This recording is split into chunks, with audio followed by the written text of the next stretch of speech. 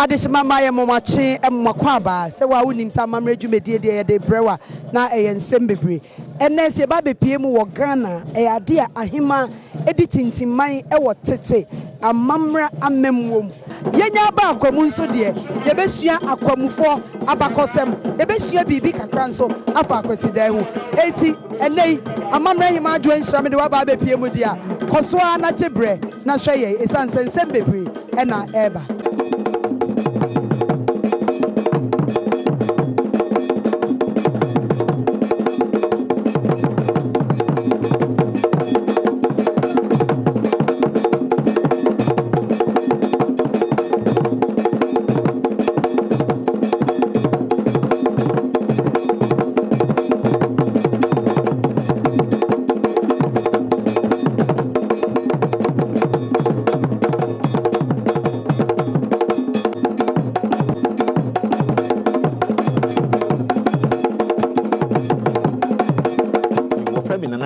da court to say many just wahine mo come hine na baby be no friends chief of staff say Adom na kita wa nana se menhia ye ka akwamufia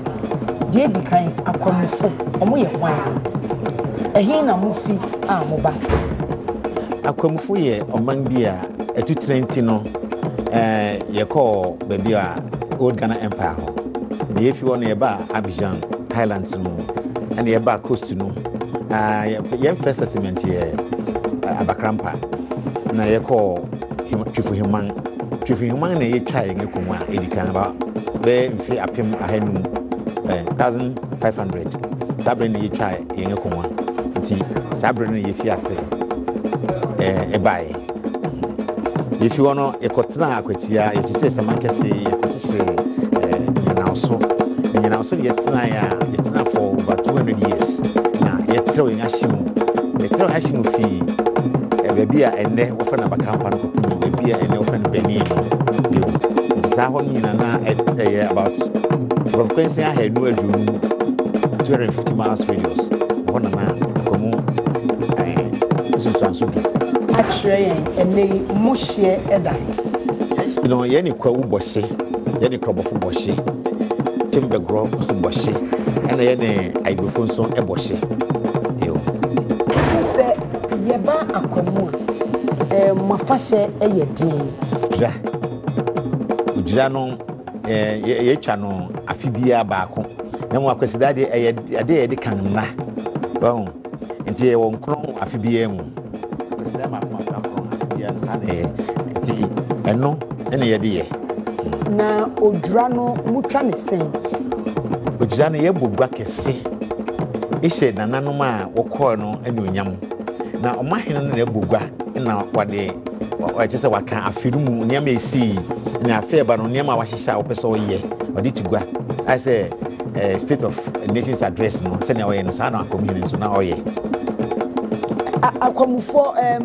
ejuma ben na omo ye tememufo omo ye yekuya pa timemufo na yekuya titru ni ye atonfo wa ha oya ebuti wa ha oya oyi namso e wa ha na kuya titru na yekuya ye kasa no ka bibi se akuside sense mo ya kanfo betimi a kire me ya ti akuside na edu akuside a e de important na mo yi akuside no eye eda ye dika ye dika na ye tse bi no ye dada nanom ase wo nia wan ya me se sa adeduadan mu ye sansre wo openya ye sre wo niema ye hia se awo openya enyonyam nhira sa de mane ye de sre wonanan ho akweside sei na musikan no a munya akron wa afi eye adeduanan 40 enne kwesi ekopem kwasidaro kansa makuma kwa be 42 days no and so ya kwesi radio now in between here 40 days and from Sunday to the next Sunday no here 40 days enti enne ya tipen say ban Christian Bock Castle safwa bia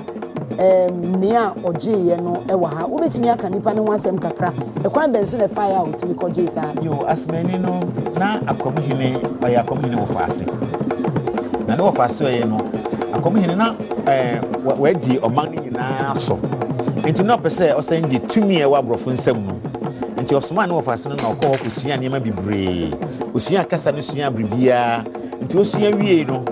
na osman ba na fa no se we hu ade otimi ni won kasa enu nti no ọma onipa no won fo nkoye eduma na ọma won mranti eduoche na wadi ti o se won tamase na wo kọ ho okwe no na woyɛ se wo kwakoto aboba ti wo to aboba na no woda yatu du won so ya woje kasa no fi won sem enti no ohene no ye ne wo paase no governor so no hwɛ kasa no so no ni to no pabre no na mo mabrofo no fa chi be hu akwamhene se say no opa wonchew na do almost 14 months na 14 months na chi no na okachi won say sadia opekasa na ye beto amamo 1600 pieces of silver uchia bi na okachi won say sanet dia omodia na wonfa safe ni nyina ma no wose locks ni nyina wo si loss from anya dachi bi no onye bribi nka nkyere nkyirima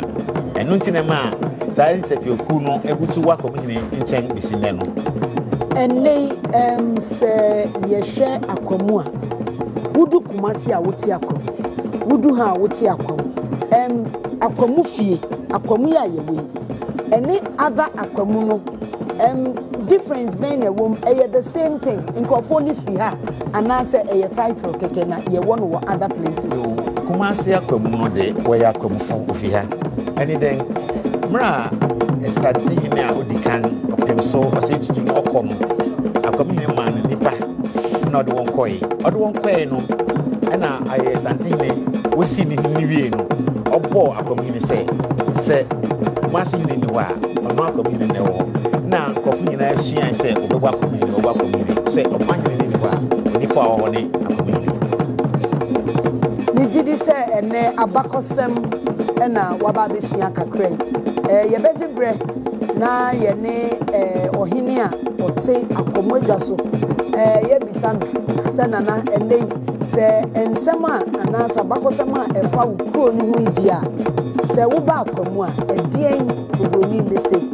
do you expect to see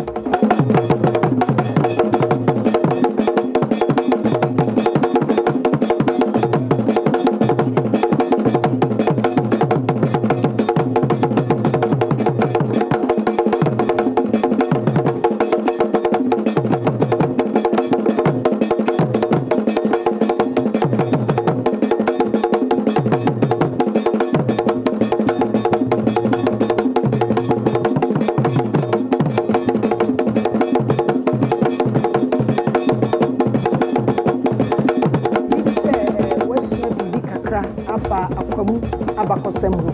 ene wahu se akwamufo ofie chichichichi ene waba bedu baabi a wo wi na se wo ba no akwamufie a wo hene ba akopɛ ɔde ne ho kwafo akoto sabre yensa kana ene ne betwetwe nkomo kakra esanse ya na onta nkasa bebre ene se eba na hinnie mu a ahemfo ohene wan na ye fan so ohene enam so obi ye this year anansa ye wo peculiar enieme bia ye hu wo nipa ho ansa ye de ne dia de ejiri se enye by chance keke na che se utimi epaw me edema akomuman se me na ohwe adehye ni nyina mu ohwe me na me bi ade me sure se me abofra nyina me nyina na ohwe me ona wo me my twin sister pa no anya nchen ahemfo ya ye said that the muko school special school bi na ye said that titim wo kwan school bi so adwa meti aka say ni nyina ka ho ye said am fa ye nko special school bi a se be Ghana this year me nye sure but the penny force and no so mo dara so mu say maybe that chi wetimi adi o man animu a almost me do far entity paso because me nim kra the age of 5 yeah, my papa kwabra amwaji oredo sebe what to tell me one year me this aboa to tell me I go call private school bisua discipline ye me kai say me abofra 5 years and me nyina say me when na oboma ba akrempo a otimi ka say wo akwamu hine e share ada chi otimi di akwamu hine oka enti na me gidi say ni nyina ka ho bi na oka ade share sabe me ka say destiny sometimes by choice and your privilege with me awo this year and so obra a wo bo niema wo famu se nia wo bo obra nyina ka ho no man ebisu a itimi ka say wo na edo fo abanya with me ayi mati abakoso libre sebe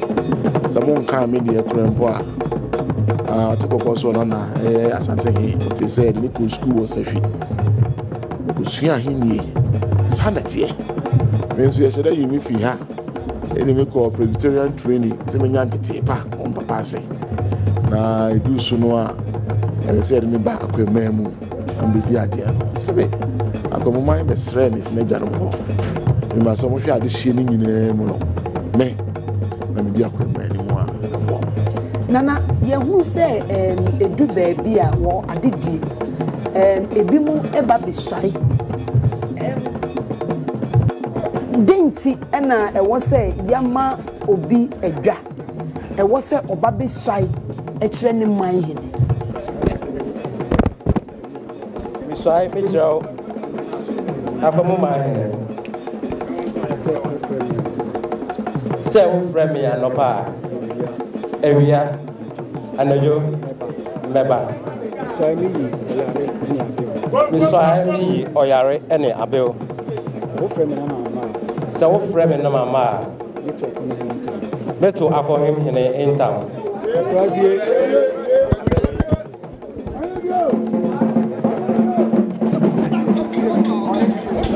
adidi wo ye ahini sabe wo hwa ahini starte ewo okum ahini nyina it say military rule aye wo hierarchies ewo ndisua bafem sana ahini starte it say me akwamu ma ahini na me na me di akwamu ma yanim okum ni bia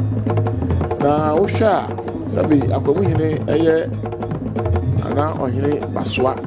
otena ase efi 1680 aba no na o hye ahini a okko a wo wa donten wo chidom wo ni benkum wo ni fa wo country ni nyina eye ni so eti ohine de sabe esi ohine akunya nyina ya o ma ahine na boy na de man na hemfo so mo de small mind na o come mind nso a ene no ma ahine onu tua no o come ahine a onu a na sa ya o mind ini say e de ade ni ma no ahine abatu obusuye biam enti mo pejano sa de bishi ni bia eso be kan tam tro ma ahine say obeso no o friend no power view emi bi obe friend bia no be ba beso na somo so de obeso mo so asebe waja pade nyina na ade so uti onai okon uyefunu emu nso nyina eni asase a odi hene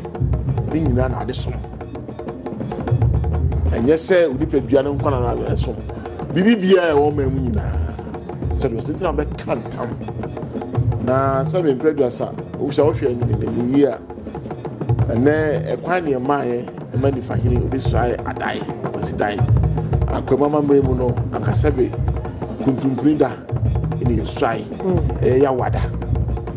so kai akwemu hene yawda ne yawda odi yaw normally ya na yawada nje kuntumpri oni swai kire no kanintam so be som no amapaw review anwe odi bibia odi mani nyina so be kantam na ofum za entam na waka no entimi ani so a asotwe bi e wo homa no asotwe wo hopa homa no ebi ni de ebi ni se akwamu entam ka no enye se wo ba be ka no kwa so be hwa emra before be kantam no no just for be so original Hokasai. A kind of you free. You be doing. Kind of. You say Akuto. So Kakuto and Yakuma. I say Akuto Nasam and Yasemubi. I so come on now and I want to be now. It's also about beginning Numa can Tampaka. It's a wara. I see a conformance and yet the answer. Yes, someone yet the area of 4. And when you pay to see can't come one, and then now balance out to the brain. So can't come put your community. So call you. That's all. That's what you do. I'm money on my duty. Jaja. Say, your friend is na who can some much say and Tam can or the Bibia. And ye make say I did the a young who because we'll be the Nensas in the Bibia be some wood dear. Na actually say I did the a year in Fasode. I did the say no, a community wakwe, watching my or the jurisdiction. It's no an old I did the idea. Sabe, Omuna and the lieutenants. The Nifa, the Bilkum, the Chidom, I don't think. Omuna, Sabe, we share the current system of governance. Now, it is based on all these things. So we share the lecture of Green Trainer Community based on the modern system of governance. You know, share, and no money, and no Musuya. It is all say I did the DJ in your money. Yes, I the mechanism of Dapa came one, I'm Dapa Kamunaja, Yahuame. Now, so I do so ultimately, as I say, the modern system of chieftaincy is about responsibility. It is no more a privilege. Because as I said, I'm with me do my kind. So no big deal my name. Now, Sabe, I'm buying a Chinese national cake now. Also, the jurisdiction was making a yabi. They say, oh, my, it's been sorry, come for lobby. Oh, in a 1 year crado. So, we'll cooperate up a BB, Abwa, Umaya, and Shaquine said, Ubedia, Yenim said, nay, and Ranty Bebre condo, a year one face, ye befre one nana. Now, and somewhere woman wati. Yabema or Denny Hoka for Kutudia, foot to a crack. Ama, one sabre, what do we dig a drop? And now say, what was our queen that you will be dear Jano? Na Emma, or yet a bois, our dream. Because I hear me a bete. I hear me a juma at the swap.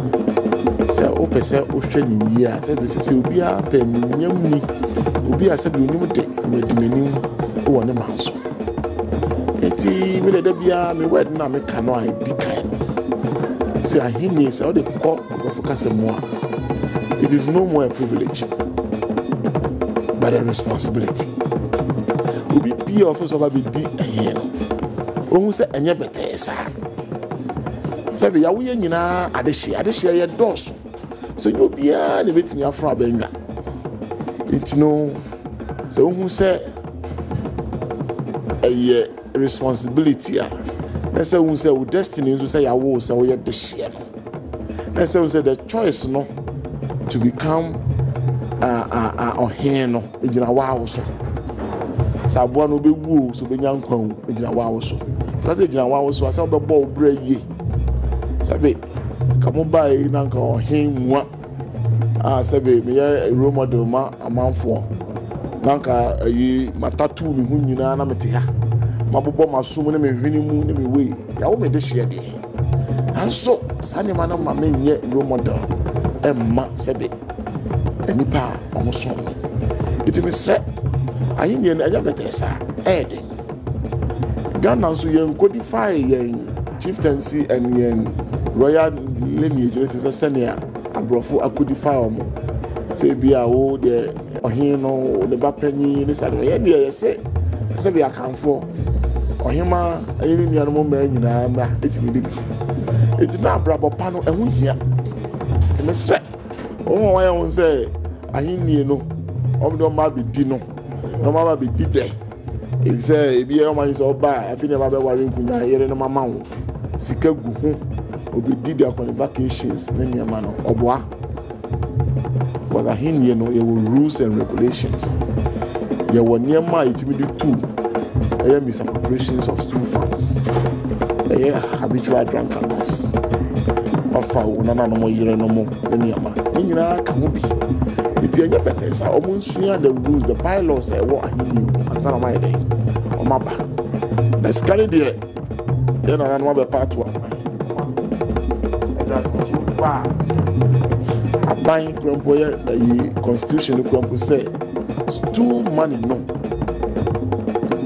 yusu ɛde siesie stool no na yɛn nso nsase ne nneɛma ne nyinaa nananom we are holding it in trust for the people of our jurisdiction ɛyɛ simple anyɛ sɛ woba a wode nsase no yɛgya ama woba bɛtɔn adi na ade apɛ wo girls wode aware wode akɔ vacations yɛsɛ you are holding the land nneɛma no fi mu ba no in trust for the people constitution is an oka nti wo ba no sɛ wɔ private business a yɛwo dea na ɔman no ho agudi ɛne ho sika eguo ne deɛ ɛyɛ ɔman ne dea ɛsɛ ɛtɔ w'aso mu ɛtɔ w'adwene mu woba ɔman ne bɛhwɛ wo sɛ woyɛ obi a wokɔndɔ aware bibi ɔmɛware bi aka ho ama wo woyɛ obi a wonko a woyere ade no baɛ so na apɛ sɛ ɔyɛ so a ɔmɛhwɛ aboa wo ama no ayɛ saa biribi a wopɛ bia ɔma mu ani agye na atumi ahwɛ na so hwɛ yie na ɔman ne sika no woanyɛ biribi a obroni frɛ no misappropriation ɛsa ɔmɛsɛ ɔmene megye di sɛ ɛnnɛ wasua biribi aba akwamuman ho ɛnnɛ wahu sɛdeɛ akwamufoɔ teɛ deɛ wɔyɛ baabi a wɔfi baeɛ kɔ so a na hwɛ amammerɛ dwumadie wɔ Adom TV so ɛsiane sɛ amammerɛ deɛ yɛnto ntwene ɛna ase kɛseɛ nkɔma me producer Priscilla camera Jonah ɛne me driver Seto wɔn na wɔde me ba akwamu ɛnnɛ mede de adwoa nhyira amammerɛ hema na wɔtwe sɛ nnɛ yɛbɛsɛ ahyia yɛda wase ɛma mmɔ ne